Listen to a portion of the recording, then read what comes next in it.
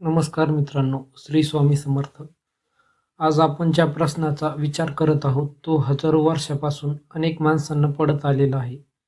माझा जीवनसाथी आधीपासूनच ठरलेला असतो का? हा प्रश्न अनेकांच्या मनात येतो, विशेषतः जेव्हा एखादी नाते अचानक जुळते, तुटते किंवा आयुष्यात अनपेक्षित व्यक्ती येते. हिंदू तत्वज्ञानात त्याचे उत्तर एका वाक्यात दिलेले नाही, मात्र कर्म, प्रारब्ध आणि ईश्वर नियोजन या संकल्पामधूनच याचा विचार केला जातो. गरुड पुराणात वारंवार सांगितले आहे की प्रत्येक जीवाला स्वतःच्या कर्माचे फळ भोगावे लागते. जन्म, सुखदुःख, अनेक जीवनातील अनुभव हे कर्माशी जोडलेले आहेत. परंतु फलाना व्यक्ती तुमच्या जीवनसाथी जन्माधीच निश्चित असतो असे स्पष्ट विधान गरुड पुराणात आढळत नाही. याचा अर्थ काय? याचा अर्थ असा की आपले पूर्वकर्म आपल्या आयुष्यातील अनेक परिस्थितींवर प्रभाव टाकतात. त्यात नातेसंबंधही येऊ शकतात, पण त्याचबरोबर आपले वर्तमानातील निर्णय, स्वभाव, संस्कार आणि कृती यांनाही महत्त्व आहे. म्हणूनच जर दोन व्यक्तींची भेट झाली तर ती केवळ योगायोग नसून कर्माच्या प्रवाहाचा भाग असू शकतो. पण त्या नात्याला टिकवणे हे त्यांच्या वर्तन, विश्वास, प्रेम, संयम आणि परस्पर आदरावर अवलंबून असते. अनेक वेळा आपण ऐकतो, देवाने ही जोडी बनवली आहे. हा भाव श्रद्धेचा आहे, परंतु हिंदू धर्म आपल्याला हेही शिकवतो की ईश्वराने माणसाला विवेक आणि कर्म करण्याचे स्वातंत्र्य दिले आहे. म्हणूनच काही विवाह यशस्वी होतात, काही अपयशी ठरतात. जर सर्व काही पूर्णपणे निश्चितच असते तर प्रयत्न, समजूतदारपणा आणि संस्कार यांना अर्थच उरला नसता. यामुळे संत आणि धर्मग्रंथ वारंवार सांगतात, चांगले कर्म करा, आणि कारण आजचे कर्म उद्याचे प्रारब्ध घडवते. याचा अर्थ असा की भविष्यातील नाती ही आपल्याला वर्तमान कृतींनी प्रभावित होऊ शकतात. मित्रांनो, या ठिकाणी तुमचे मत काय आहे? तुमच्या मते जीवनसाथी हा पूर्णपणे नियतीने ठरतो की माणसाच्या निर्णयांनी तितकेच महत्त्वाचे आहे? तुमचे मत कमेंटमध्ये नक्की लिहा. कधी तुमच्यासोबत असे घडले आहे का? एखादी व्यक्ती पहिल्यांदाच भेटते, पण असं वाटते की तिची ओळख अनेक वर्षांची आहे. तर दुसरीकडे काही लोकांशी वारंवार भेट होते, पण मन कधीच जुळत नाही. असे का होते? हिंदू तत्वज्ञानात याकडे कर्मबंध आणि पूर्वकर्माच्या परिणामांच्या दृष्टीने पाहिले जाते. अनेक धर्मग्रंथांमध्ये असे सांगितले आहे की प्रत्येक जीव आपल्या कर्माचे फळ भोगत पुढील प्रवास करतो. या प्रवासात काही नाती आनंद देतात, काही नाती आपल्याला शिकवण देतात, तर काही नाती आपल्या आयुष्यातील कठीण धडे ऐकून येतात. याचा अर्थ असा नाही की प्रत्येक भेट ही या जन्मामागील एखाद्या विशिष्ट व्यक्तीशी जोडलेली आहे. अशा दाव्याला स्पष्ट शास्त्रीय आधार नाही. मात्र कर्माचे परिणाम आपल्या आयुष्यात कोणत्या प्रकारच्या परिस्थिती निर्माण करू शकतात यावर हिंदू तत्वज्ञान भर देते. काही वेळा एखादी व्यक्ती आपल्या आयुष्यात येते आणि आपल्याला योग्य मार्ग दाखवते, कठीण काळात आधार बनते, चुकीच्या सवयी बदलायला प्रेरणा देते किंवा आपल्या आयुष्याला पूर्णपणे नवी दिशा देते. अशा वेळी अनेक जण म्हणतात, ही भेट काही साधी नव्हती. आध्यात्मिक दृष्टिकोनातून हा अनुभव कर्माच्या परिणामांचा भाग असू शकतो. पण प्रत्येक विशिष्ट नात्याबद्दल निश्चित निष्कर्ष काढणे योग्य ठरत नाही. मित्रांनो, एक महत्त्वाची गोष्ट लक्षात ठेवा. जर एखादी नाती सतत दुःख, अपमान, हिंसा किंवा अन्याय देत असेल, तर हे माझे प्रारब्ध आहे म्हणून सहनच करावे असा निष्कर्ष धर्म शिकवत नाही. धर्म आपल्याला धैर्य, विवेक आणि योग्य निर्णय घेण्याची शिकवण देते. खरे नाते तेच जिथे विश्वास असतो, जिथे परस्पर सन्मान असतो, जिथे संकटात साथ असते आणि जिथे स्वार्थापेक्षा प्रेम मोठे असते. म्हणूनच केवळ नियतीवर अवलंबून न राहता आपल्या वर्तमानाने आणि चांगल्या कर्मांनी नाते अधिक सुंदर बनवणे हेच खरे धर्माचरण आहे. मित्रांनो, आपण अनेकदा ऐकतो, लग्न झालं आणि नशीब उजळलं, किंवा ती घरात आली आणि घरात सुख समृद्धी आली. असे अनुभव अनेक लोक सांगतात, पण या गोष्टींकडे आध्यात्मिक दृष्टिकोन कसे पाहावे? हिंदू तत्वज्ञानानुसार प्रत्येक व्यक्ती स्वतःच्या कर्माचे फळ भोगते. दुसऱ्याचे कर्म पूर्णपणे आपल्या खात्यात येते असे धर्मशास्त्र सांगत नाही. मात्र विवाहानंतर दोन व्यक्ती एकत्र संसार करतात. त्यांचे निर्णय, वागणे, संस्कार, परिश्रम, दानधर्म, प्रार्थना आणि एकमेकांना दिलेली साथ यांचा संपूर्ण कुटुंबावर प्रभाव पडू शकतो. याच कारणामुळे काही कुटुंबांमध्ये विवाहानंतर सकारात्मक बदल दिसू शकतो. उदाहरणार्थ, जर पती प्रामाणिक असेल तर पत्नी संयमी, कष्टाळू व धार्मिक वृत्तीची असेल तर घरात शांतता आणि आर्थिक शिस्त निर्माण होऊ शकते. त्याचप्रमाणे जर दोघेही सतत भांडण, राग, अहंकार आणि चुकाईच्या सवयींमध्ये अडकलेले तर घरात अशांतता निर्माण होऊ शकते. हे केवळ भाग्य नसून वर्तमानातील कृतींचाही परिणाम असतो.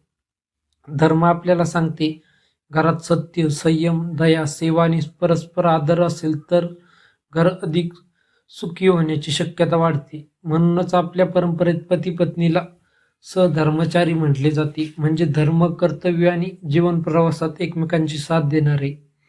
याचा अर्थ असा नाही की एक व्यक्ती दुसऱ्याचे सर्व कर्म बदलते. जर दोघे मिळून आपल्या वर्तमानात जीवनाची दिशा घडवतात. याच कारणामुळे संतांनी नेहमी सांगितले आहे, घरातील शांती ही संपत्तीपेक्षा मोठी असते. मित्रांनो, जर नात्यात प्रेम, विश्वास, क्षमा आणि संवाद असेल तर अनेक संकटांवर मात करता येते. मात्र विश्वासच नसेल तर कितीही संपत्ती असली तर समाधान मिळत नाही. म्हणूनच विवाह हा केवळ दोन व्यक्तींचा नाही तर दोन जबाबदाऱ्यांचा, दोन संस्कारांचा आणि दोन जीवन प्रवासांचा सुंदर संगम आहे. आता आपण पुढील भागात जाणून घेणार आहोत, काही विवाह वारंवार का तुटतात, योग्य जीवनसाथी मिळवण्यासाठी धर्म काय शिकवतो आणि आपल्या कर्मांनी भविष्यातील नातेसंबंध अधिक सुंदर कसे घडवता येतील. हा भाग नक्की पहा, कारण इथेच या संपूर्ण विषयातील सर्वात महत्त्वाची शिकवण आहे. मित्रांनो, प्रत्येकाच्या मनात इच्छा असते, मला असा जीवनसाथी मिळावा जो सुखदुःखात साथ देईल, समजून घेईल आणि आयुष्यभर विश्वास ठेवेल.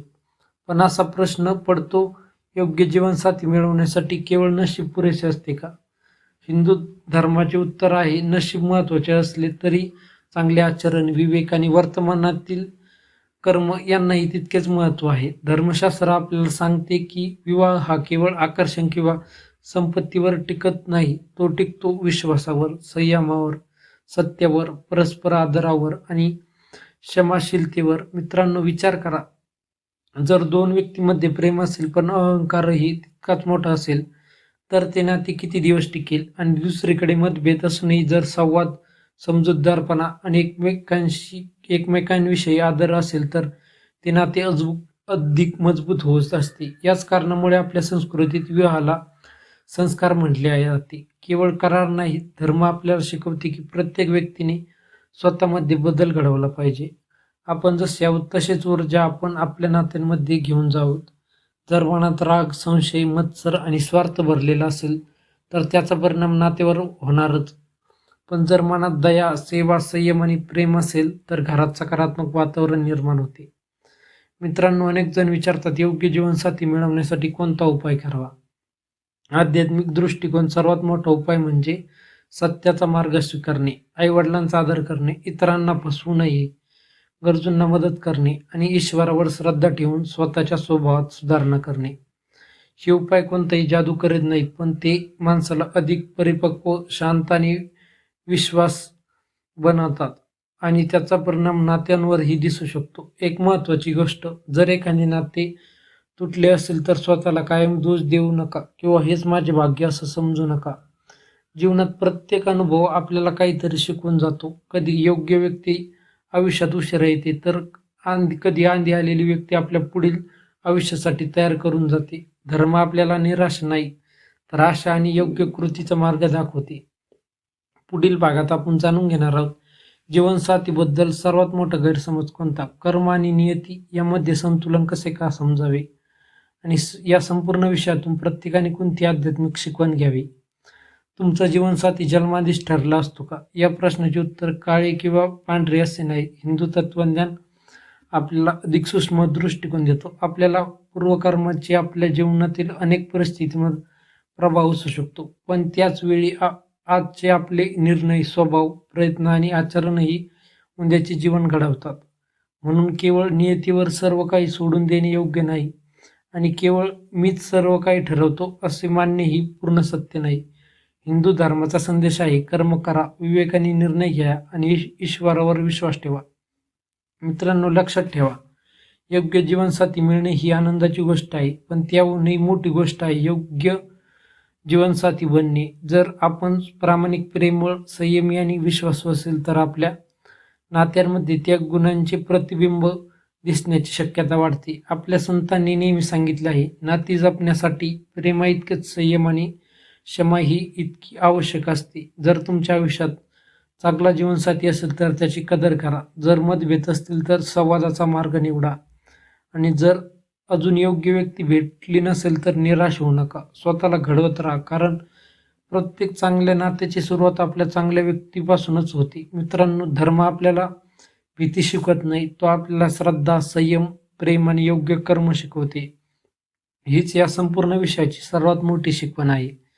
मित्रांनो, जर हा व्हिडिओ तुम्हाला आवडला असेल आणि या विषयाकडे पाहण्याचा एक नवीन दृष्टिकोन मिळाला असेल तर व्हिडिओला लाईक करा. अशाच धर्म, अध्यात्म, गरुड पुराण, श्री स्वामी समर्थ, राशी भविष्य आणि सनातन परंपरेवरील माहितीपूर्ण व्हिडिओसाठी आपल्या स्वामी भक्त सागर या चॅनलला सबस्क्राईब करा.